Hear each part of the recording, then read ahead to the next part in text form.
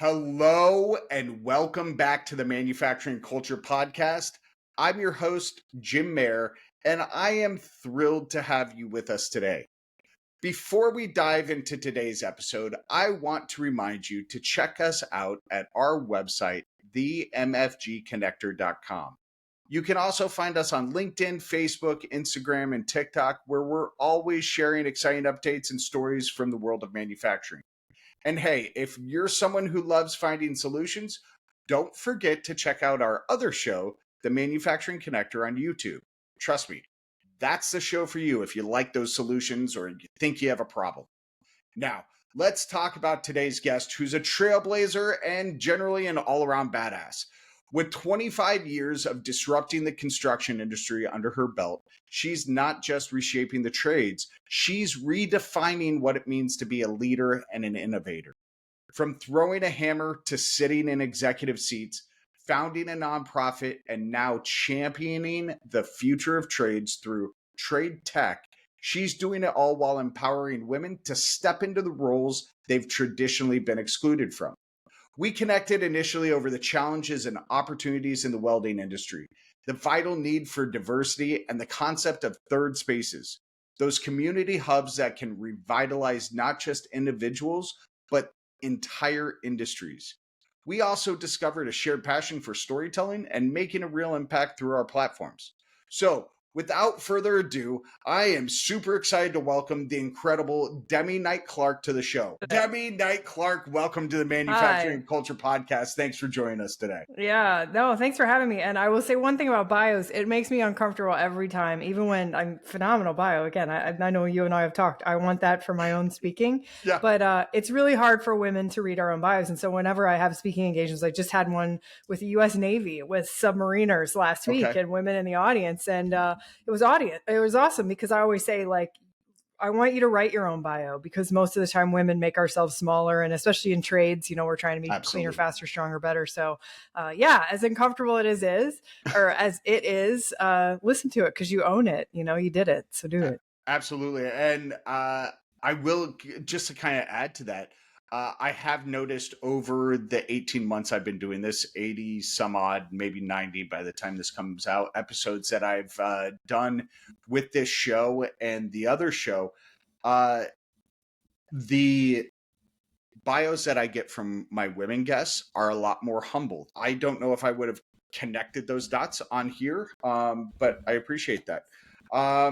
Demi, you were introduced to me by Emily Wilkins, who is another fellow badass woman and friend of mine. I'm lucky enough to call a friend. She sent me your video where you were talking about STEMiness, and I fell in love, and I am so excited to have you here today because you are very literally just a badass and somebody that I am learning from. And every time I see a video pop up that you are in or something that you've spoken at, I'm super excited to listen and learn and hear and absorb that knowledge. So Thanks. let's start at the beginning, Demi.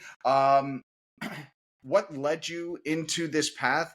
How did you get to that point where you're like, I'm gonna fuck up the construction industry? And how is that We can journey? cuss here? Yay, I'm very excited. My two teenage, one's 20 now. My 18 and 20-year-olds will be very happy to hear that because I am definitely an F-bomber. Yeah, I drop if it's part of your personal brand, cuss away. It is before all the books at the airport newsstands, because now that's one of the things Emily's like, you got a book, right? And it's like unf-withable, whatever. Yeah. Actually, that's part of my speaking. It's like how to be unfuck-withable. To your point, so I definitely want to come back to that. It's a big season for me right now. I'm self-identifying that I'm 47 years old, and I hate that it took me to get into my 40s as a woman to just be what I call unfuck-withable. I mean, I'm gonna take the welding classes. I'm gonna own it if I fail. I'm going to keep going forward and saying like, no, I want to travel here, or no, I want to go get this degree, or no, it doesn't have to be in this lateral form that we've all been stay on the path and stay Little Red Riding Hood, as Abby Wambach said in her Be the Wolf,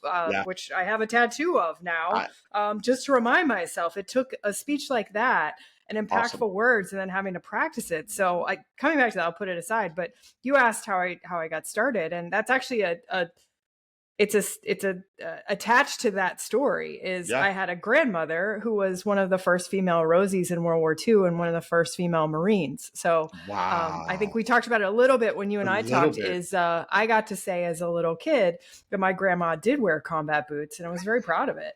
The story goes, so that I don't make it too long of a story, is she was literally kind of an ugly duckling in the family, one of 12 kids in Alexandria, Virginia, growing up, two girls, blossomed. She was a redhead. So this is out of a bottle. Hers was not. It was very much not X-Men red, but definitely she was a ginger. All right. And she's a beautiful ginger as a 16, 17-year-old girl. And she just said to her family, like, she was pretty spunky. So she said, I'm going to go to New York and I'm going to model. War breaks out. She was modeling in New York in small contracts. She wasn't, like major fashion runway, and got pressure from my great grandfather, her father, saying like, hey, you need to come home and support the war. You either get married, do the secretarial pool thing, let's all be good patriots. And she was like, no, I don't want to do either one of those things, but I'll come home and talk to you. So she was on her way in the train station, saw a Marine Corps recruiting station, marched right up and asked two questions. She said, one, do you take women? And two, do I have to wear a skirt? If it's yes to number one, no to number two, I will sign up. And that was the famous story. They said, what's funny? There's actually a beta test pilot program with the Marines, a joint force between the Marines and the U.S. Army. That was the Women's Army Air Corps. And she went into Squadron 15. She did it all. She was a mechanic. She riveted, she welded, and became a Corsair navigator in the process because she just peppered them with questions when she was saying, what is this? Why am I riveting this? What is fusion? All the questions. So I had that as my influence growing up and did not realize, as a girl of the 80s, Title IX in sports, I was the only girl on most of my sports teams, that I had this like phenomenon in my family. And then follow that up with really strong male mentors, where my dad was an Army Ranger. And I go to the military of this because you're very genderless in the military. And I say that with positivity, not saying we erase your gender. Right. Because I know in this generation, Gen Z would be that would be a strong thing to say in front of them, to my daughters. They'd be like, no, I'm not erasing my identity.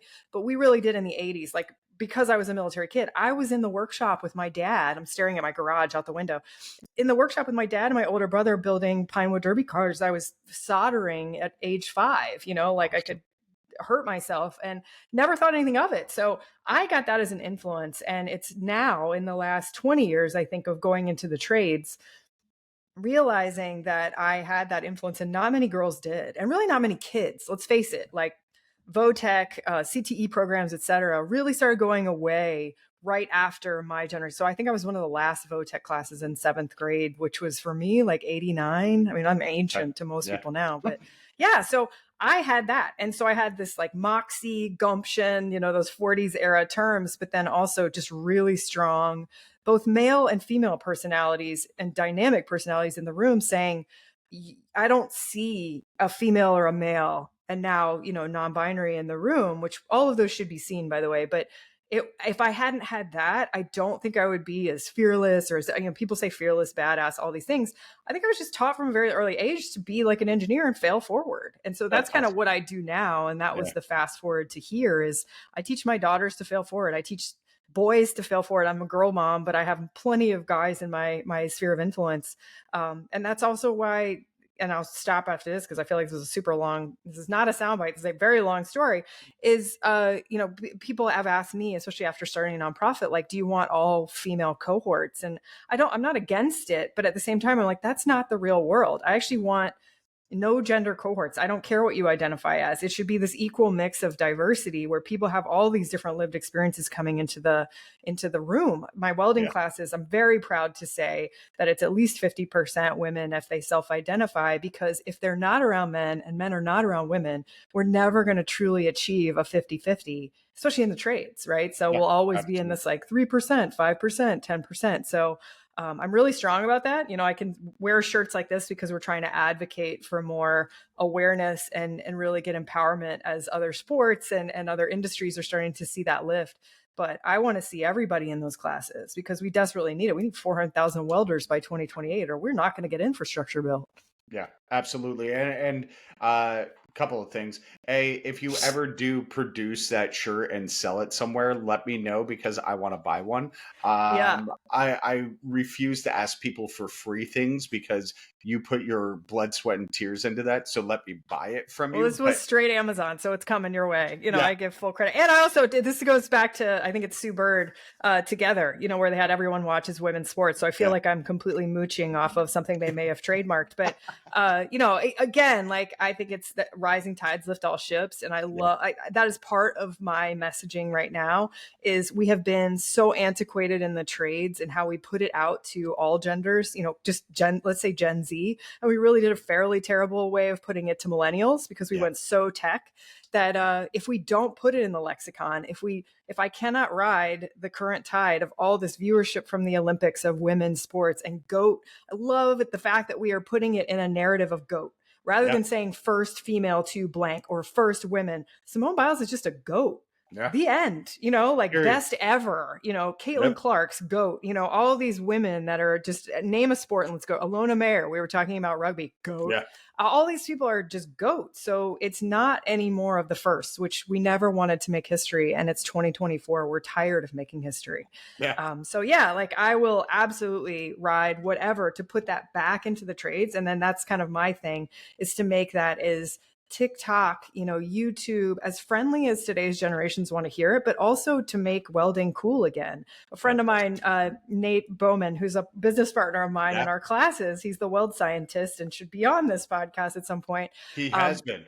Good. We Yes. joke all the time. I have a shirt that's on my way called Varsity Welding, and he's got some merch coming himself because he's redoing some of his classes because he really is one of the best in the world. Yeah. He's my mentor. He taught me how to weld from afar, and then we got together multiple times to actually weld together, and now we go teach together. But really is to make it to where these kids aren't told they can't do this anymore. I have friends that are an entire generation of Gen X welding instructors and some millennial who it was either auto shop welding or you're a loser. So they have had to train themselves to be empowered. No one was empowering to them. And now this generation is like, it's college readiness, and that's great. But my whole thing is welding is STEM, put it back with the STEM classes, and then also tell these kids that are choosing willfully CTE, you are going to do an amazing thing. And it doesn't have to be this alternative, and it doesn't have to be in this narrative that is still put in that box of like, well, they didn't do college, so good for Johnny or good for Susie. Like, no, they're going to be welders and they're varsity welding. So I want them to have the letter jacket, just like the kids that, did the scholarship to a D1 school. I love that. And so you get one of those too, just FYI. I will 100% take it. It's Arizona, so I don't know how long. It'd have to be like a tank top. Yeah, exactly. Or a Buc-ee's sports bra. Yeah. Oh, there you go. Yeah, I would rock that. But I mean, so I want to go back to your grandma. She was the original like G.I. Jane. I mean, G.I. Jane could have been made about your grandma. But I love those questions she asked and the qualifier that she made them give her. Do I have to wear a skirt?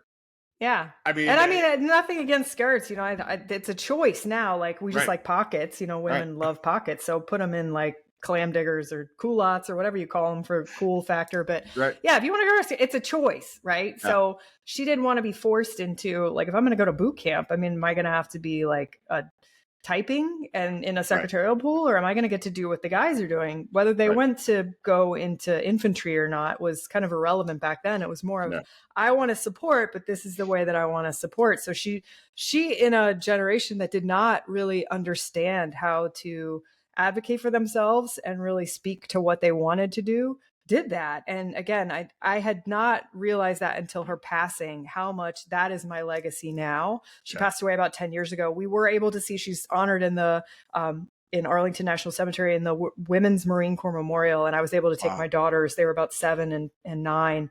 And it was very League of Their Own. And I think not only is this my legacy is to do what she couldn't continue. She, had to come home and go back into really into the household. And 15 million American women did that. They served.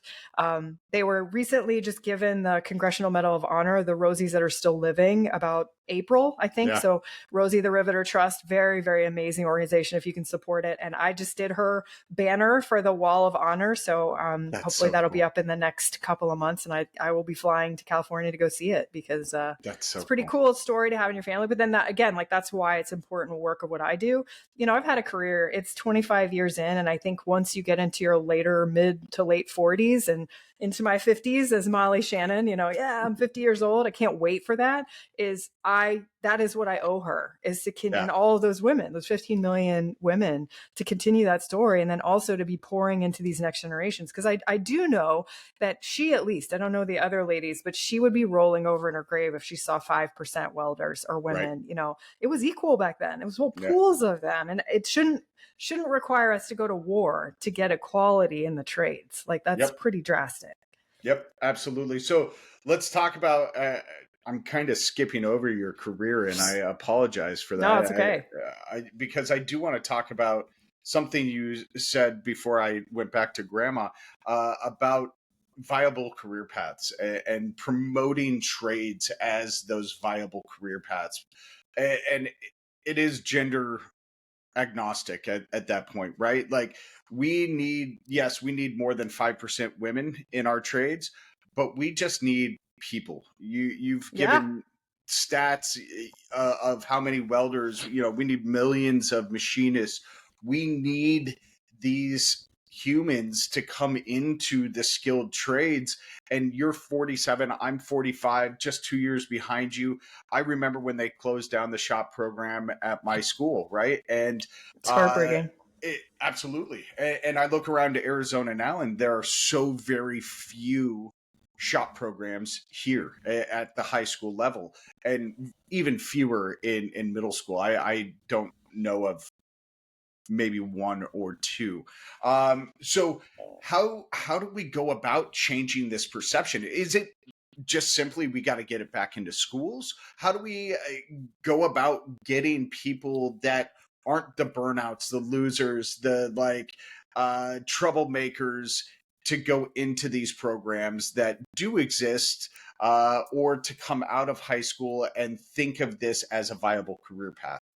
Yeah. And well, good question. It's a loaded question. We could spend, 3 weeks just on this and have a conference at the UN about it. And, maybe there's a speech at the UN in this somewhere. It is on my vision board is All to do right. UN women. So I'm putting that out in the universe. Couple things. Like here's where I feel like, because I don't want to get overwhelmed. It's easy to get overwhelmed. I've met plenty of people who get overwhelmed, but I moneyball everything. So I go to the statistics first, and then I go to, okay, what impact can I have within that, and how much time do I have to do that? Right? I Yeah. mean, we only have so much time. So one, the Moneyball stats are there for welding. We need 400,000 plus or minus welders, and that's all specification. So I won't go bunny trail into all the different processes of welding, but there's four Sure. main processes. Very different to go underwater welding versus oil and gas pipe welding in Texas versus shipbuilding in Newport News, Virginia versus aerospace in Florida. Like those are all very different processes. So we generalize, and that's versus some of the other trades that are a little bit easier to nip in the bud with plumbing, HVAC, mechanical, electrical, plumbing usually are a little easier to say, like, let's go granular and we have a solution. This class, let's get them through it in 12 weeks. Little crazier for welding. But so if you need the 400,000, right now we have about 84 plus or minus schools that are 2-year welding schools across the country. That does not include the CTE programs that are high school, but they typically don't pipeline direct into the job. They still will need to do a little bit of community college, or they'll go to an outside school to finish up some specialized, so they can do their weld tests. By the way, there is no such thing as a certified welder. You test out on your weld test, and then you can be a certified welding inspector or a certified welding supervisor. People always ask me, like, well, are you a certified welder? Like, what is that? What is that? There are certifications you can get, but you are not a certified welder. So That anyway, just shows I how get little they know about it, right? well, and it's okay, because I didn't either when I started this journey. It's a lot, and I think that's why it's a hard thing for a lot of people to tackle. Is it's not just like one, hey, start a plumbing class. It's more of like, well, what do you need in your region to solve a welding crisis? Are you shipbuilding? Are you for the U.S. Navy? Are you going more MIG specialized or stick, out of our four process? Are you aerospace in Texas and in Florida and California, which is this huge boom right now, and that's a lot of TIG, or metal fabrication, NASCAR, et cetera. That's a lot of TIG. ag cultures, which is all of our Midwest, a lot of stick welding, because again, you're out in dirty areas. So Yeah. you have to kind of qualify on that. But to get away from it, I am 84 schools that are putting out maybe 40,000 plus or minus welders a year. So Wow. we've got a delta there. And Yeah. we've also got age outs that I'm not putting into that statistic. So when you're aging out just about a third of the population every 2 to 5 years, that's a challenge too. I do believe you can be a 47-year-old welder and weld into your 75 based on what safety is there. What I've seen in shops that I'm touring and employment partners that we partner with. It's a very different era than the 80s GM shop floors, that our grandparents might have welded in, and really grandfathers. Let's just be real. It's a different environment from a health perspective. There's so many protections available. There's also good policies for women, especially getting into childcare, et cetera. So I love welding for that. But in terms of solutions, I look at it in two buckets. There's how do we inspire the next generation? So you have a pipeline of recruitment, just like HR would look at, right? Yep. It's like, you need the next generation to just keep feeding the machine of saying, I love welding. How do I get into welding?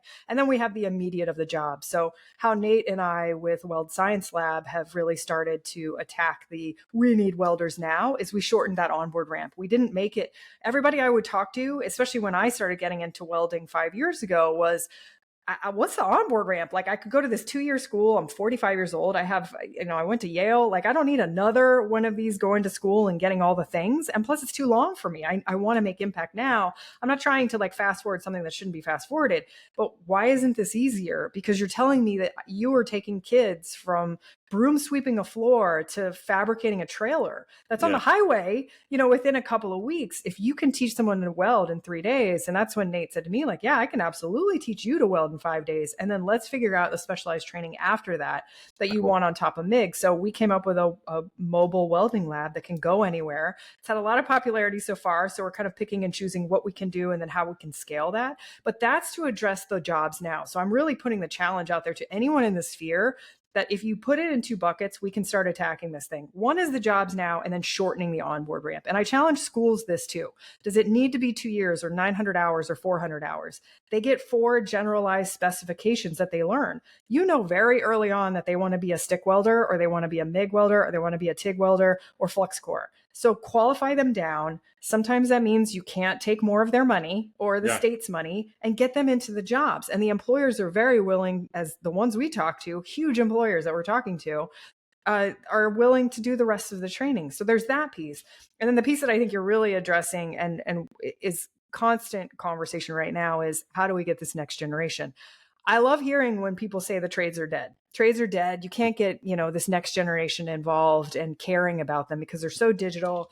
They've all got these, phones. We've trained them on that. How do you expect anything different? Or self-fulfilling prophecy? So what do I think is, one, I've seen it with my own nonprofit with She Built the City. We would put power tools in 8 to 11-year-olds' hands, and capes grew out the backs of these girls. Just like I say in my TED Talk, is they want to do this. They want to use their hands the same way me as a 5-year-old in my workshop wanted to solder. Yeah. So rather than being stranger danger zone parenting and helicopter parenting, we've got to let them kind of fail forward, put it out there. It's not dangerous. There's a safe way to do it, and exploring these different CTE concepts. So I'm in talks with a lot of schools to say, hey, how can we, rather than lift a huge CTE program, some of them have it. CTE programs are coming back in terms of culinary. I see it out west right now and in Texas. So not too far away from you in Arizona. Hopefully it'll come there soon, is these mega programs. But these schools have really had to say, hey, we've got enough kids who are saying that it's college or career. Let's stand by what we say. College or career readiness, right? So it's not always college.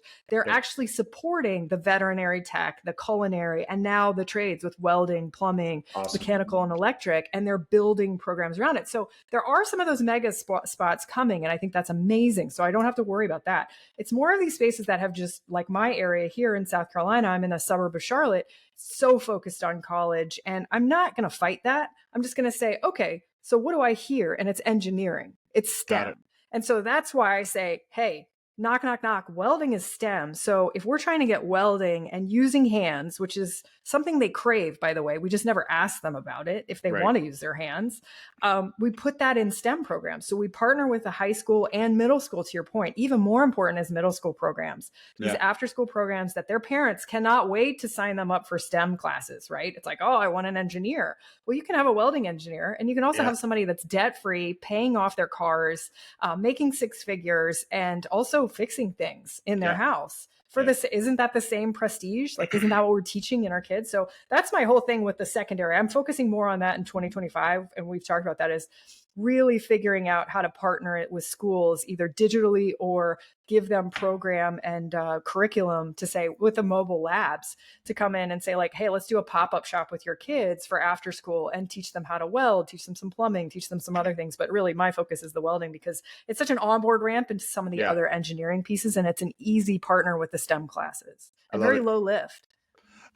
You started welding, if I remember correctly, 40, 42 years old, right? That was the start of your journey in Yeah. this. I have come across a lot of people who went that traditional university route, went and they became salespeople, they became communications or marketing people, whatever. Um, and they're just not feeling that fulfillment. Part of their challenge as they look at, because I'll talk to anybody about skilled trades, right? Why don't you go look at skilled trades? Is that pay, right? So going in and starting again at $17 an hour, $20 an hour is really daunting for somebody who was making 100K plus a year in a branding or marketing or sales type career. How do we approach that mid-career, unhappy with the status quo type person? Is there an answer to that level of potential employee for the trades?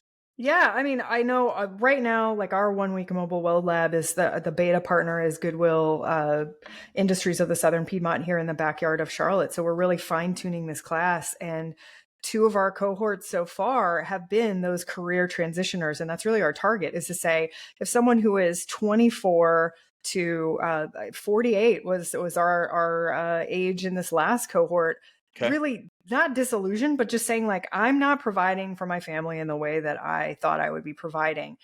We've got all socioeconomic levels in there. I think it's probably less to the people who are more disenfranchised with the office job, just because, yeah, you're going to find that hard to start out and get 100K. You're going to earn Right. up to that. Right. You'll do side gigs. And that's what I love about welding. And a lot of the trades, really, I'll stick to welding here, is you can side gig yourself. You can go take on contract jobs. You can kind of link up with some companies who are taking the risk and taking the insurance. I've been that guy.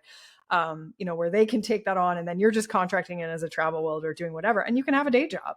Yeah. But why that is attractive to the career transitioners that we see is they could be coming out of retail, they could be coming out of something else where they've got Okay. forklift, et cetera. And they're saying, I'm looking for something long-term. But then I could set up my own shop if I really wanted to, or I could tag up and I can make that $45, $200 an hour as a travel welder, depending on what side that you go into. That money is possible. You do have to work a couple of years towards that, or Yeah. get in really with a company that is really terrific. I won't name names just because they don't know that I'm on this podcast, but some of the partners that we have that are billion-dollar companies that are hiring on some of these welders, they have insane benefits. They are hiring to retire. They are not trying to say like, hey, we just need laborers. They want you to have, I mean, the one tour that I went on with steel fabricator here in Charlotte who does a lot of the bridge building for the United Okay. States.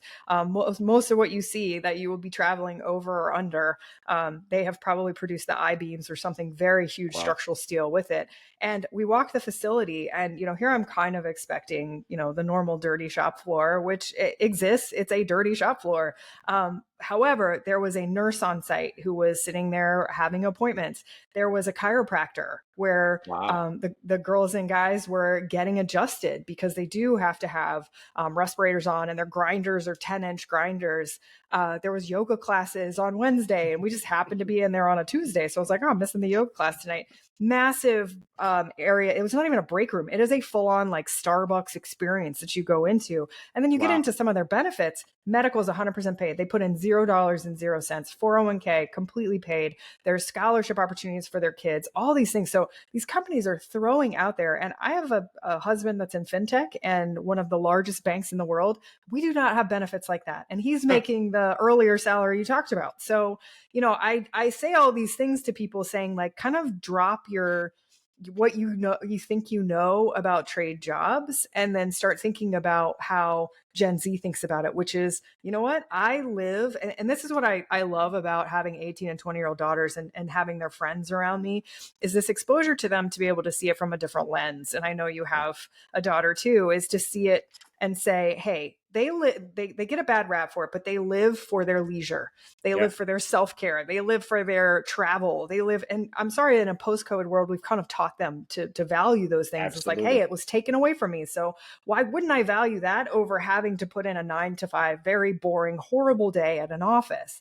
Yep. And so if I look at it like that, I can teach them welding and say, you guys can do, music as your love, or travel the world. And you have a job as a welder who is tagging on to these jobs, and you're doing side gigs, and you're networking, and you're figuring out who's in the towns that you're going to. And you say, I know you need contract work. We can do this for 3 months.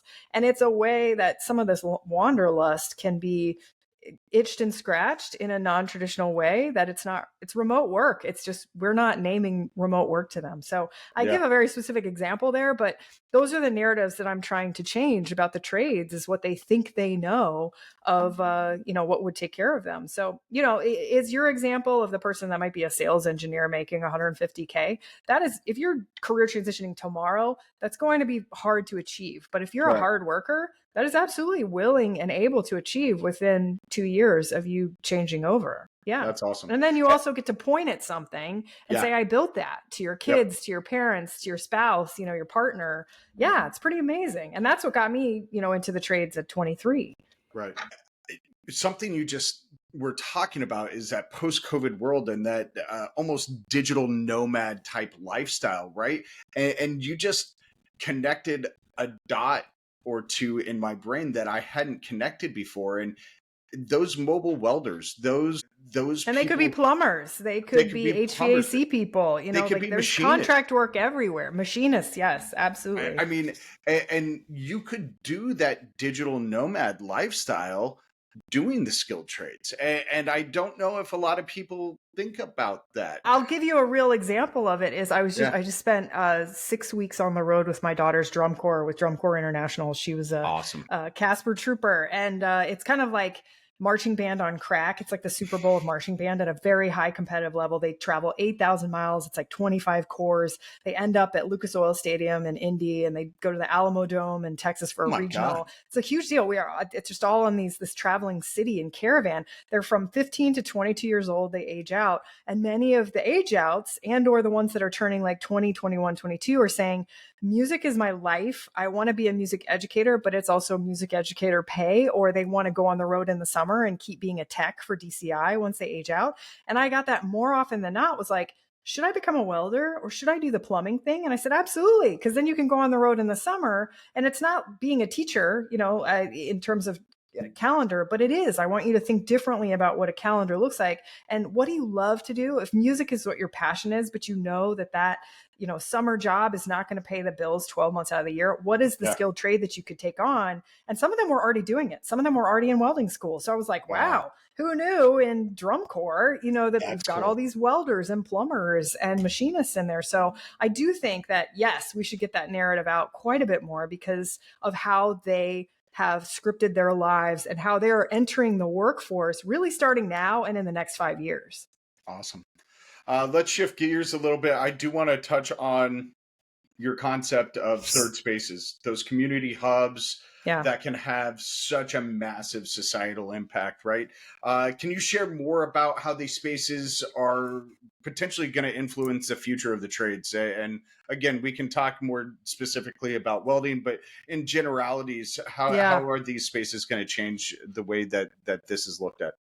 Yeah, I forgot who it was. Someone in Gen Z. So again, I don't want to generalize all of Gen Z, but it was an older Gen Z folk who had put this out there and said, "Listen, there's a concept that no one's talking about that Gen Z knows about, and they don't always name it, but they know of this concept." And then I talked about it with my daughters, and they absolutely confirmed this and said, "Yes, we're yearning for this space." My 18 and 20-year-olds were saying, "Fully agree. I'm Yeah, on the deal with this." Is first space is basically your home, and everybody has a home. I don't care what generation you are. Second space is either your school, if you're more of that 18 and younger, or even 21 and younger and you're in college, yeah, or it is work for the rest of us. Or if we're a stay-at-home person, either gender, it could be that's your workplace of sorts, whether you're paid yeah, or unpaid. And then the third space used to be community spaces. So whether that was after school programs, boys and girls clubs, it could be your church. yeah, It could be the classes that you were signed up in, Girls and Boy Scouts, which yeah, is kind of a dying breed, unfortunately, right? yep, And it could be as easy as saying places like the movie theater, spaces like when we mm, used to hang out at the gas station on Friday nights when I was in high school, and that was all yeah, pre-phones. Third spaces have become, they used to be community spaces, whether that was green spaces, which I do know are coming back, and now there's more activities in those green spaces.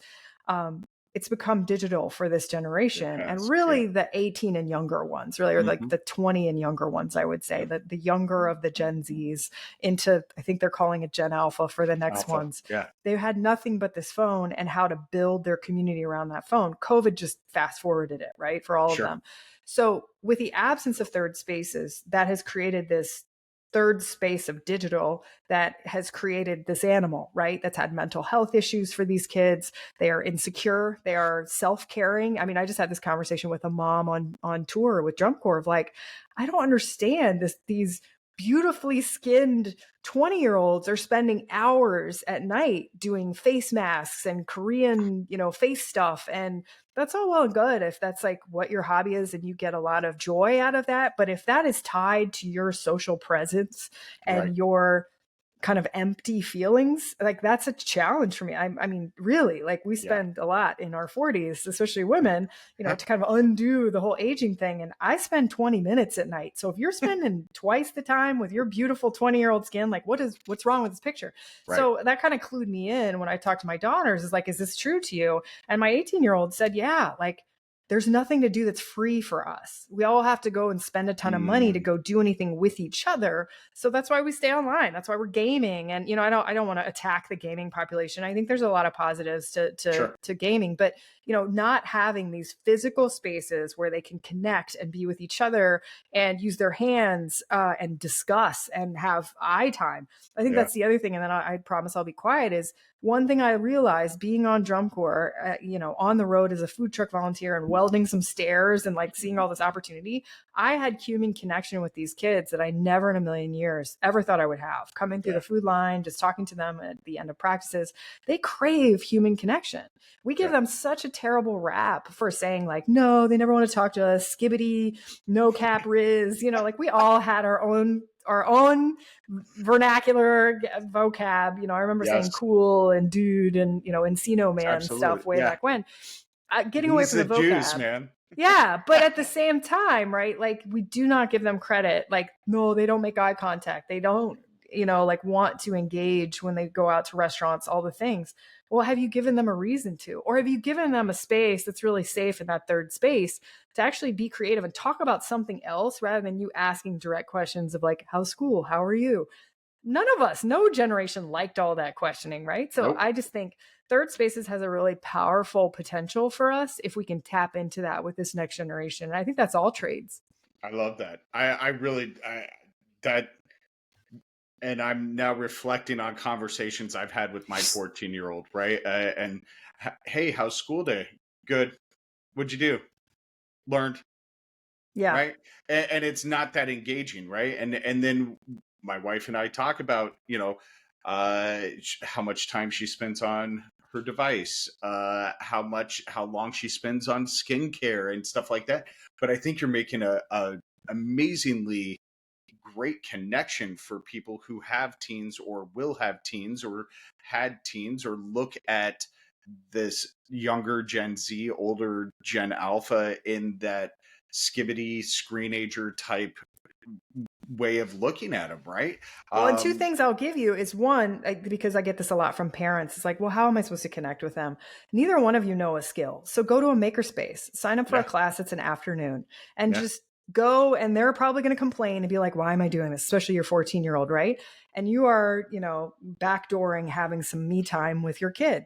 yeah, But really, honestly, you're going to end up being like excited at each other's wins if you're picking up a welding torch or if you're picking up a hammer or, and maybe it's not, I'm just going to keep it in skilled trades. Go to a makerspace. They're available yeah, in every city. They're nonprofits so that you're supporting a .org, doing a good thing. And you're also going to have a heck of a lot of fun. You're also yeah, going to learn kind of like how they engage just by watching them. You don't have to sit there and study them in a petri dish like we love to do for kids, and they hate that. hmm Um, I think that's number one. And then, I lost the other thing with it. It was that. And then, this on the mental health. So we were joking, and I've seen this in my speaking too, is I learned this summer being with some of the, I say kids, they were like full grown adults to me because they had to be like right. self-contained and also self-sufficient. So I saw 15-year-olds doing their laundry and I was like, wow, I'm okay with the next generation. Like, we're going to be just fine, folks. Oh, We we're really good. are. Yeah, Stop doing it for them. But on the mental health side, like, they don't understand. And I think the more that I ask this of people in any kind of workplace, how do all of us answer, how are you doing? Good, right? That's the default answer. And teenagers are no different. Your 14-year-old is no different. How are you doing? Good. Because it's easy to get somebody off your back, right? But right, like, good. How's school? Good. But right. if you ask someone, are you okay?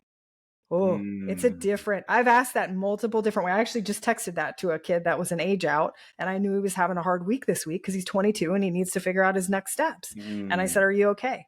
And suddenly, it's like this dam breaks. And I have had a girl who was color guard basically kind of break down in a food line and say like, no, I'm not, and this is why. All the way to somebody at a conference, a women's conference, couple of weeks ago, where she said, I need to have some space. I need to figure out what's next. And it just, these conversations actually start when you say, are you okay? yeah, Because it's hard to say yes to that when you're not okay. Right. So yeah, anyway, that kind of a tip and trick for both parents, but then also, since mental health and suicide rates are such a thing in the trades right now, yeah. if you are someone who is a leader of people, start asking, are you okay? You can do that. You definitely can do that. Wow. And it's kind of interesting what you'll hear. But be And ready. You can't ask yeah, that question and want to hear the good and then keep walking down the office. Like, be yeah. prepared to hold dear whatever they tell you. And that's a massive trait for leaders. I mean, you and I talked about in our initial conversation how the leaders of skilled trades, manufacturing, construction, whatever, HVAC, were typically promoting the best individual contributor, right? Not somebody who has defined leadership skills and qualities in them. And so, as we look at some of those people that may not have had that defined leadership training, that's a great tip for them. They can, how are you doing? But you do have to be open to whatever answer you get, and you have to then walk that empathetic route with them to go through their answer. But I love that. Talk to me about trade tech and this awesome, exciting blend of traditional trades roles, emerging technologies. How did you envision this evolution, and what do you see? What role do you see women playing, I guess, in this transformation of the trades? Yeah. Well, I mean, I came out of, so I was in home building most of my career. I backdoored into it. I was a journalism major out of college. I thought I was going to be Katie Couric. And that was because after being with a trade minded family, I was pressured into, well, you're good at English. You're a great speaker. You're a great Mm, writer. You should do journalism. And I was like, oh, maybe I should do, I just drank the Kool-Aid and right. said like all that cool hands-on stuff wasn't for me. I better go make my money in journalism, which is kind of laughable if you talk to anybody in journalism. And it took the .com boom busting, so I was actually in tech PR Wow. in Dulles Toll Road in Virginia, and Y2K happened and then the dot-com boom busted. And I said, what is the most stable industry I could go in?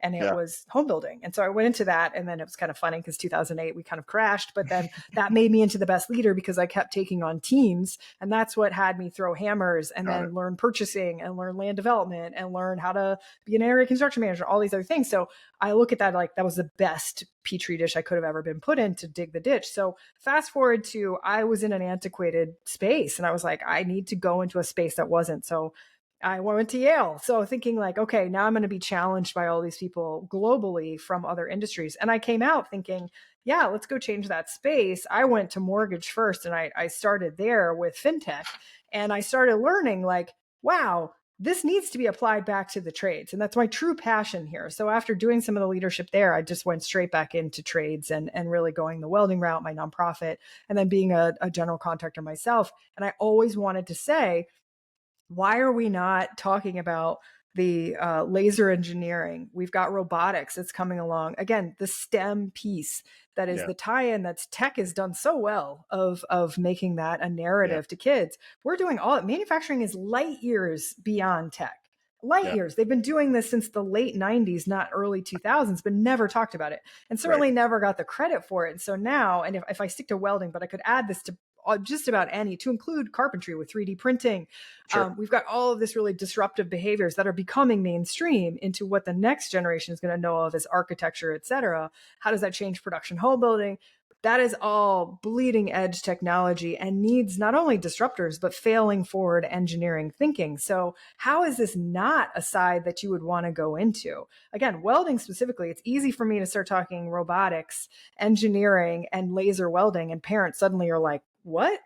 Talk to me more and tell me that they don't need a college degree for that, because every single company out there, or Lincoln Electric or Miller, will pull you in, train you, and then put you out, and you can be the champion of that technology out in the world. So I look at it as like, we have the potential, if we could get this narrative straight and get this kind of PR story straight that tech did with Google and Apple in early 2000s. If we could get this narrative, and the best one that I've seen so far is buildsubmarines.com in the NFL. It's the coolest freaking campaign. It is speaking so much to technology and the merging of all these trades to Gen Z. Everybody needs to follow that whole PR campaign. I don't know what agency did it. A huge gold medal to you. Now we need to compound you and do more of it, because that's exactly how they need to be spoken to of the potential. Yeah, absolutely. Demi, we're wrapping up here. How can people find you, first of all? Where can they find you? Where can they hear you speak? What's next on your speaking agenda? All those things. Yeah, it's a full calendar this fall. I'm empowering women in trades if they're in conferences that are along those lines. I'm at FabTech in Orlando. I would love to meet people in FabTech, which is all of our manufacturing. And are you there? Are you in FabTech? Yay! I've got 4 slots. Awesome. I get to meet you in person. Nate will be there as well. So we're on a couple of podcasts down there, but we will speak offline. In terms of how to follow me on social, I am a heavy LinkedIn user because I feel like all welders should have a presence on LinkedIn. That's where you're going to get your job. So it's big on what we teach our teams that come through us and want to learn to weld. So find me as Demi Knight Clark. And then my biggest social platform besides sparkbuildinggroup.com, which is my company, I'm really Instagram. I'm heavy on Instagram. So find me at Girl Fridays Garage. And we can connect. I answer every DM I get if it's serious about what you want to do and where you want to go or conversations you want to have. All right. I'm going to now follow you on Instagram. I follow you everywhere else. So now I'll do that. Demi, what haven't I asked you that you want to share with our listeners? Honestly, I don't think it's ask. I think it's more of like, what can people do? Because that's usually what I walk away from with speaking engagements, or when I talk to parents, especially if you're either in that career transitioning mode and saying like, I hate my career, I don't know what to do. Go find training and do not spend a dime. I promise you there is either a community college right now that has a weekend class that you can just scratch the surface. Don't go make crazy decisions and say, I'm going to get my CDL and become a trucker. Like maybe that's what you want to do. Just start exploring and taking weekend classes. A makerspace is also a great way to do that. Put a torch in your hand or go figure out how to wire your own electricity before you say, I want to become an electrician. I just hate my job. Try it out. You don't need an apprenticeship to do that. And then if you are in that space of like being a parent and saying, hey, I'm going to have 2, possibly 3 college tuitions coming up and it's stressing me the F out. Is that the only way? I have a lot of those conversations with parents who are like, what about welding? What about plumbing? Is that okay? And I don't know why, one, I have to give the stamp of approval of like, you could have one of the most successful kids out there by letting them get that choice and also standing behind them. But then also treat it as like the varsity sport that it is. If you have a kid out there that is wanting to do that, make them feel as empowered as possible. They are not choosing an alternative to college. They are choosing the best choice for how they learn. And if we, as parents, can do that, we're going to change the game. And then also guidance counselors. That's the other. If you're a guidance counselor out there, like we have got to come up with curriculum for them to say, I know it's state statistics, but they have just as many trade sponsored programs that is also a governor based, how are we doing statistic that if you're sending them to the trade program, just as successful. So just start there within your own household and take the classes together. Or if you want to, try some transitional stuff, just start small and take the classes. I love it. Demi, thank you so much for being on today. Folks, this has been everything I had hoped for and more. Demi Knight Clark is, like I said, one of my professional icons that I look up to. And so I found it super inspiring just to sit here and nod along and listen to her. We didn't get much into her career disrupting the construction industry. That's okay. The big stuff was covered. We read my bio, so I at least had to do that. We did do the trade tech, empowering the next generation, and I love that. So, folks, if you loved today's episode as much as I did, I encourage you to check out more of our content at themfgconnector.com. You'll find all of our latest episodes. We only go back 6 on the website, but we're on all podcast platforms, and the entire catalog's there. But on the website, you can also find blog posts. You can find other updates. You can find our other show, The Manufacturing Connector, where we bring real-life solutions, case studies, demos from products right there on YouTube. You don't want to miss that. Also follow us on LinkedIn, Facebook, Instagram, TikTok to see some fun stuff that we do on there. But before you go, I have a massive favor to ask. If you found value in this episode, please share it with your friends, your colleagues, your grandma, anyone else who would appreciate Demi's story, her insights, her inspirational knowledge. And if you're feeling extra generous, I'd love it if you would take a moment to rate and review the show. Every time that you rate and review us, you send us up the charts, which means that more people find us, which means that I can reach more listeners and continue bringing you these stories that you love so much. So, folks, thanks for tuning in today. I can't wait to catch you on the next episode. Until then, keep connecting, keep learning, and please keep telling your story, because people need to hear the stories of those of us in this industry. Thank you very much. Have a great day.